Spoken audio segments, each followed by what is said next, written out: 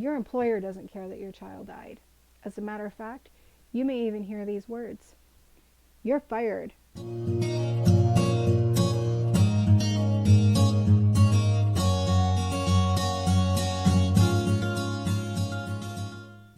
Welcome to the Grieving Mom's Guide to Life. My name is Susan Fahidi, and I am a grieving mom. I'm also a mindfulness life coach and grief advocate. So, do you have bereavement rights?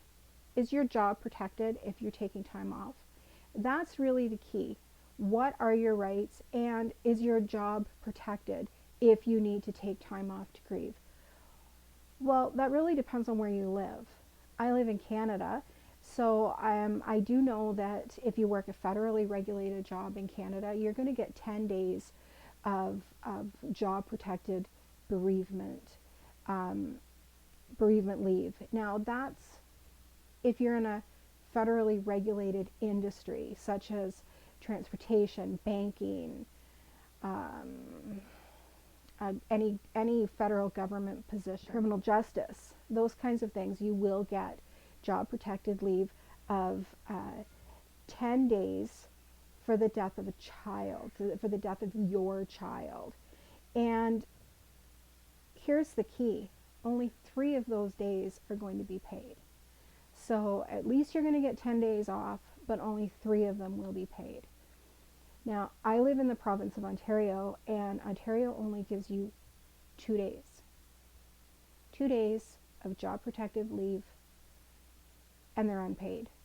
And 2 days. That doesn't even get you to or through a funeral, let alone anything else you may have to deal with that's not your grief, but actually estate related. Now, I guess, for a lot of people, when their child dies, if their child is a minor, there's not really a lot of things that you have to, that you're really having to deal with regards to an estate.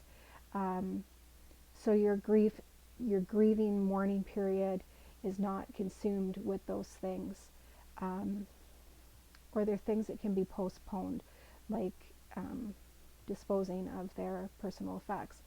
But if your child is an adult, as mine were, so I have 2 deceased adult children, and both of them were single, and both of them were parents.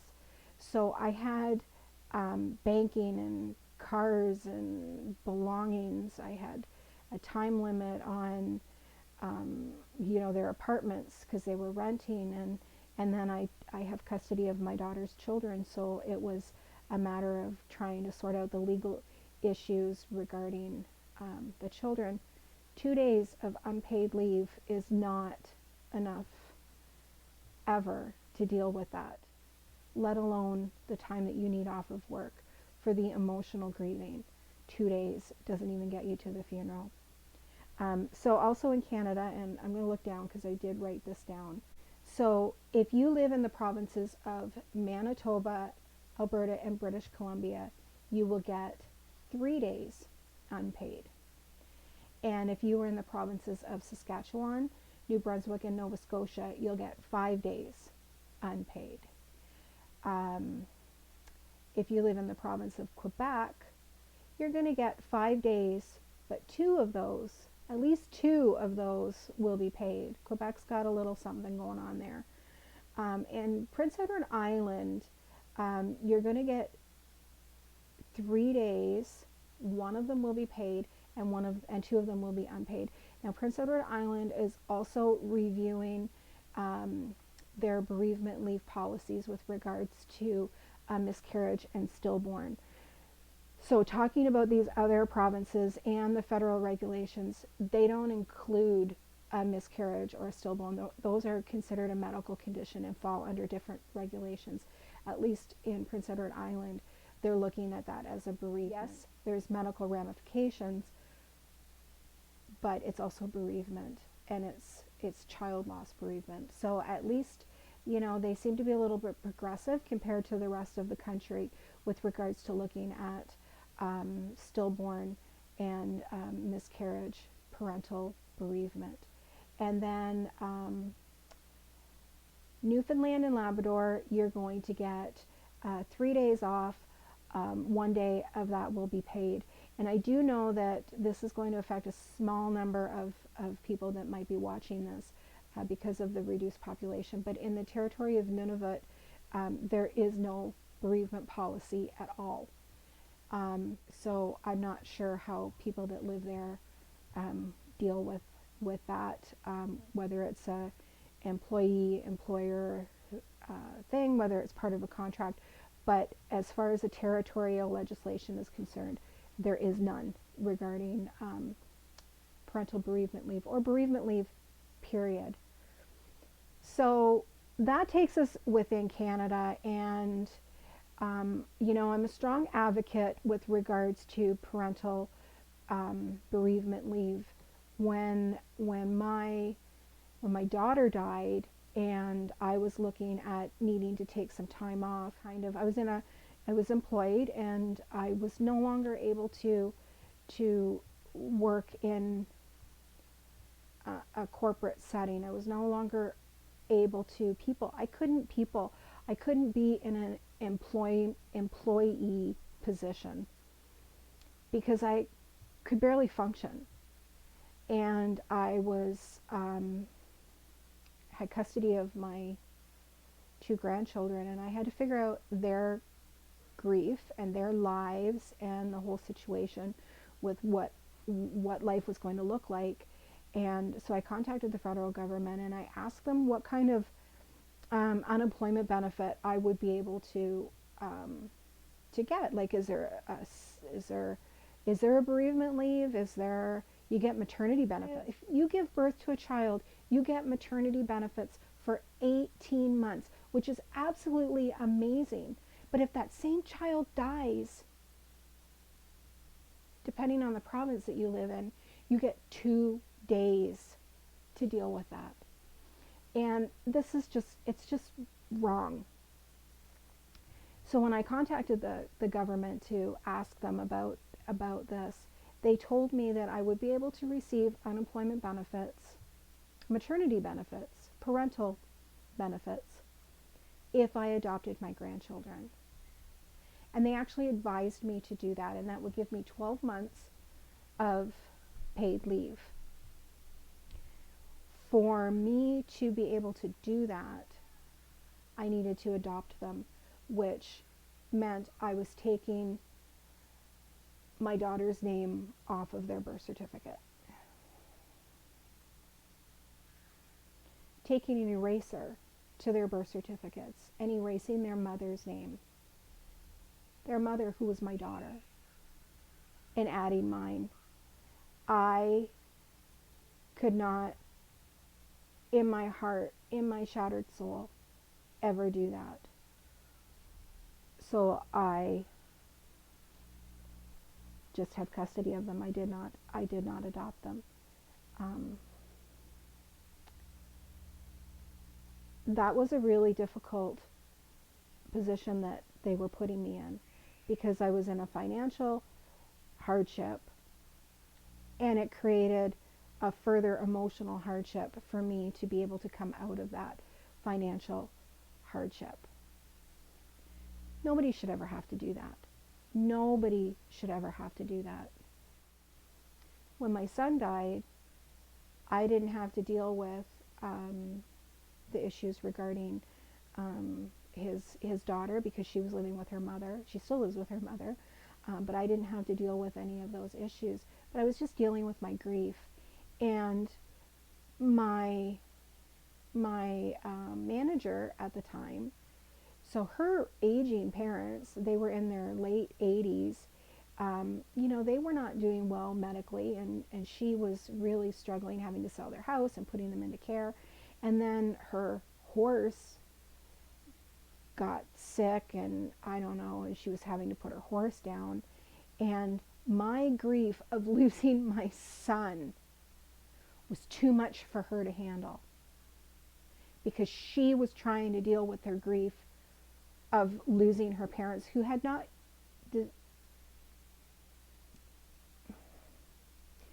died yet, and the grief of having to put her horse down, her horse.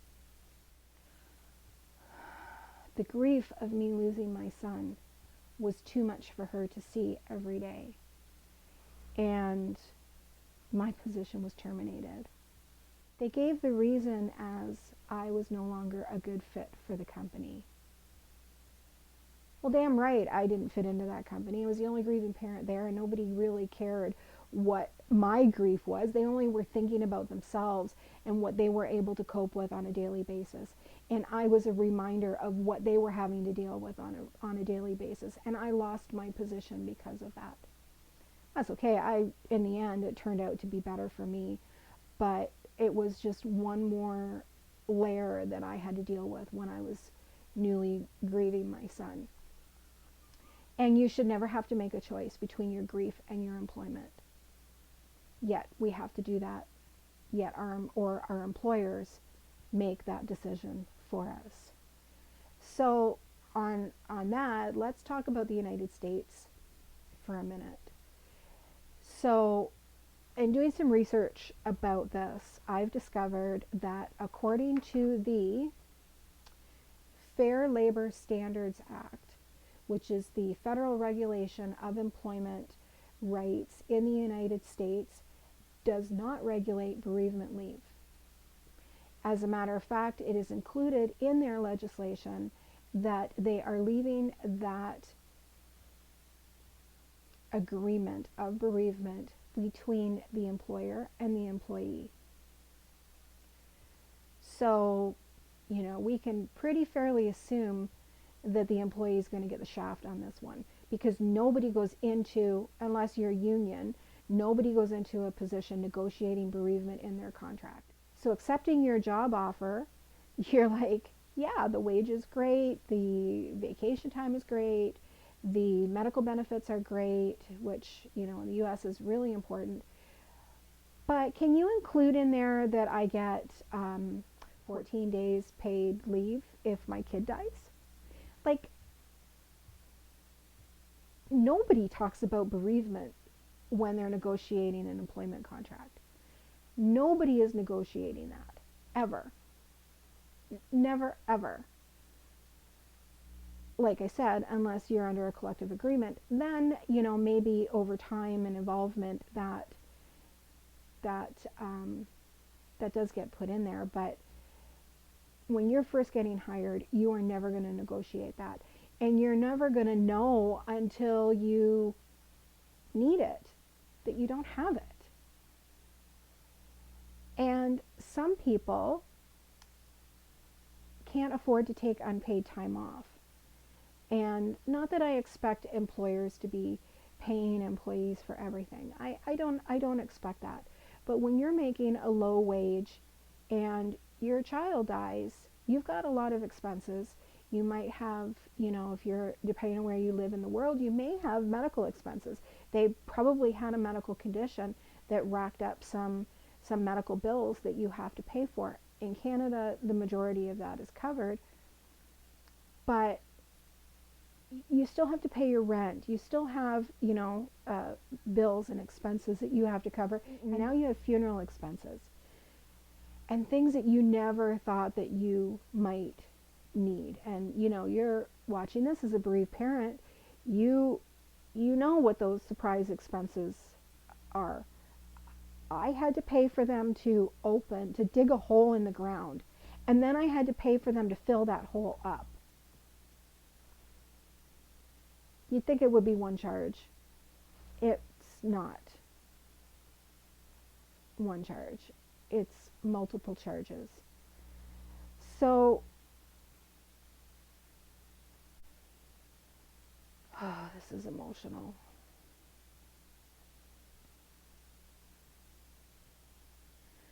So that leaves vulnerable bereaved parents at a huge financial disadvantage in putting them in financial vulnerability on top of their emotional vulnerability.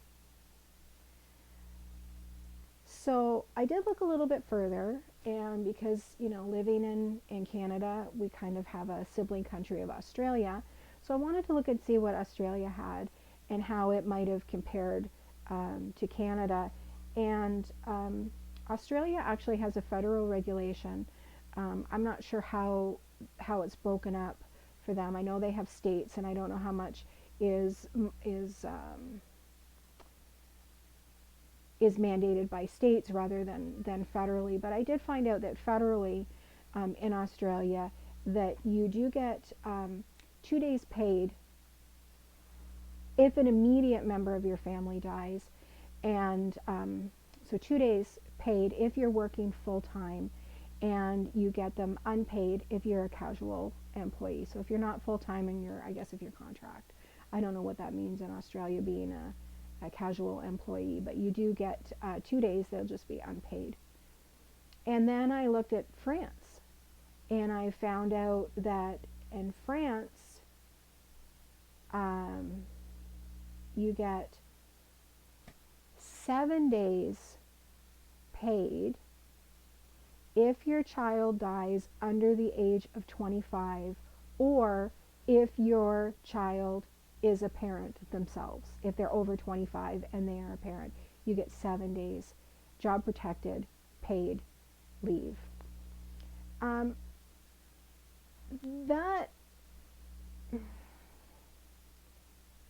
That really puts a huge asterisk there for me. I don't get that, France. Why are you doing that? It doesn't matter if your child is 24 and dies, you're going to feel the same way and have the same struggles and the same issues with your employment as if your child is 27 and dies. And for me, having 2 children, both of them over the age of 25, my son was 27 and my daughter was 31, both having children. My son, his daughter went to live with her mother. They had joint custody, and he had her half the time. Well, now she just stayed with her mother the whole time. But my daughter, her children came to me, and so yeah, I had to figure that out. But it made no difference. It added an extra layer of the children coming to me. But the majority of time the children go to their other biological parent or their other custodial parent. So adding in the fact that they themselves are a parent is not an extra layer of grief that you need to have time off because they're over 25 as opposed to under 25. France, that one makes no sense. But at least you're doing better than Canada. You're doing better than the US. You're doing better than Australia. But the country that I found that really probably gets top marks, we'll say that, is the United Kingdom. Great Britain, they have full legislation, and they actually call it the statutory parental bereavement leave. Let's get this, statutory parental bereavement leave. Let's give a standing ovation to that. There are some caveats to that. Your child does have to be under the age of 18 when they die, or if they are stillborn after 24 weeks is covered under this. So what you would get if you lived in the UK is you get 2 weeks, and it can be taken either in 2 weeks consecutively, or you can take them in 2 separate weeks.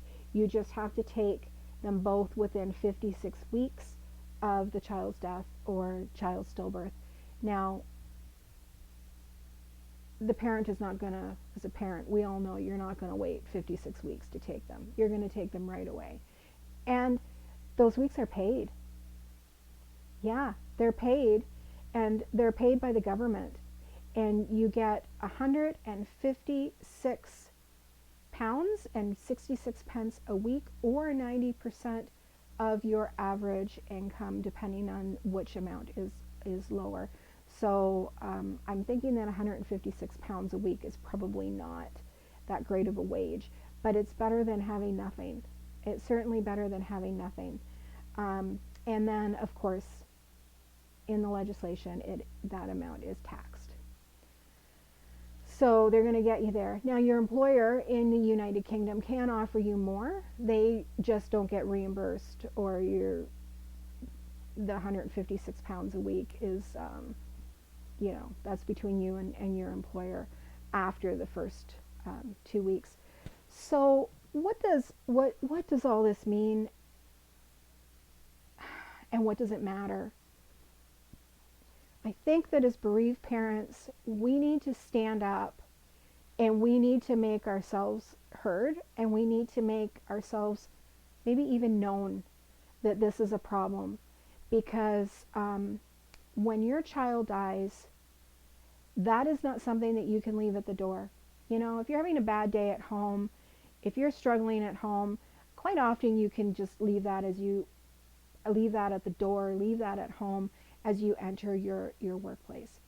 When you become a bereaved parent, you become a different person. How you handle stressful situations, how you're able to focus, how your mind is able to process interactions and communications, all of that changes.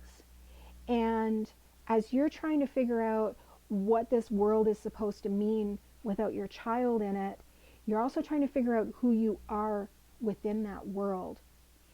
And then you're trying to figure out your own personal relationships, maybe between your spouse or your other children or your other family members and your friends, who are trying to maybe understand who you are, and also suffering the loss of your child, whatever that relationship is to them. And now you've got to enter into your workplace, and we all have workplace relationships. It's quite common to have a work husband or a work wife, or I had a work daughter, and you're trying to figure out how to have those new relationships. And then you've got your employer is still expecting you to give the same kind of output and productivity that you had given prior to your child's death. Yet you're not capable of that. We all know you're not capable of that. Some people are able to come back to it in time. Other people are not able to come back to it. I'm one of those people. That's actually, in full honesty here, this is why I'm created this channel. I'm hoping it becomes a revenue stream for me, because I cannot get back out into that corporate world. I'm the kind of employee that when I see something broken, I go and fix it. When I see a responsibility, when I see something that's not being taken care of, I'm the one that steps in and I fix the problem. I take it on, and I don't know how to not do that in a workplace. I don't know how to not take on more and more. And I'm not in a position to be able to handle that amount of stress. I can't work the extra hours, and it creates too much stress for me. And I have lost a lot of my ability to process and engage, and my tolerance level for people is gotten pretty low. Looks like I've got the sun coming at me now. Maybe if I just stay over here. So I need to be doing something different, and I need to have, I have these 2 kids that I'm raising, and I need to be looking at a different kind of revenue stream coming into my home. So I'm hoping, this YouTube channel is able to do that for me, and I'm also doing some e-commerce and a few other things that I'll talk about at later times. And maybe that's for you too. Maybe you need to look at not being an employee anymore and start looking at getting creative with your revenue streams. But I think that collectively, regardless of where we live, our governments can do better. Our governments can do better to protect our employment, if that's the way we need to go. Our governments, they need to give us better job protection. That's key number 1, is job protection. 2 days in Ontario of job protective bereavement leave being when your child dies is not enough. Not enough. Living in the US, you have no job protection. And I've heard so many horror stories of Americans losing their jobs because they're a bereaved person, regardless of who the person was that they lost, whether it be a parent or a child or you know, a sibling. They're going through bereavement, and there's been a lot of people that haven't had the job protection that they needed. So job protection is number one. Living in Canada, I'm a proud Canadian, and one of the things that I'm most proud about is the benefits that we have. We have a lot of really good benefits in Canada, but there are no bereavement benefits, and that needs to change. So what can we do about this? Regardless of where you live, you need to be contacting your government representative. In Canada, that would be your MPP, your member of provincial parliament. If you're under a federal regulation, then it should be your MP. I am going to be contacting my MP because I want changes in the Employment Act. I want changes in our unemployment benefits. I think that with maternity benefits or parental benefits, I'm not sure what they're calling them now, maternity, paternity, parental, when you have a child, when you give birth to a child, you get benefits. When you adopt a child, you get benefits. When that child dies, you should also have some financial benefit to create financial security and stability for your family. So those are things that you can be doing as well. Member of Provincial Parliament to change your Employment Standards Act, and your MP to change the employment benefits to include a bereavement benefit. In the United States, I don't know who it is that you, I guess, is it your Congress or your legislative representative? The same within the UK, I believe that would be your member of parliament. So regardless of where you're living in the world right now, you can write an email, make a phone call, and try to make changes to protect us. Because your employer doesn't care about you. You can be replaced. You will be replaced. At some point, you will be replaced. And you may work for a really great employer, and that employer may allow you to take all the time that you need. And if that's the case for you, then you're very lucky, and you're blessed, and hang on to that job, because they're few and far between. The vast majority of us are struggling. They're struggling with our employment, our employer, and our grief, and our child loss grief. It would be great if you guys would comment below. Tell me where you live. Tell me your employment story. Tell me if it's great. I want to hear about those amazing employers, and I want other people to know about those amazing employers. So comment below about your employment story. Did you have a good employer? Did you have a bad employer? Did you have a great experience or a terrible experience? You know, let's have a conversation about it. And also, I'd like to hear about where you live and what bereavement legislation has done or not done for you. Let's have a conversation about it. Let's get this started. Tell the world, hey, we're here, and we're not going anywhere. And let's just get that conversation going. Let's talk about it. Anyway, that's it for this video. Love you guys. We'll see you next time.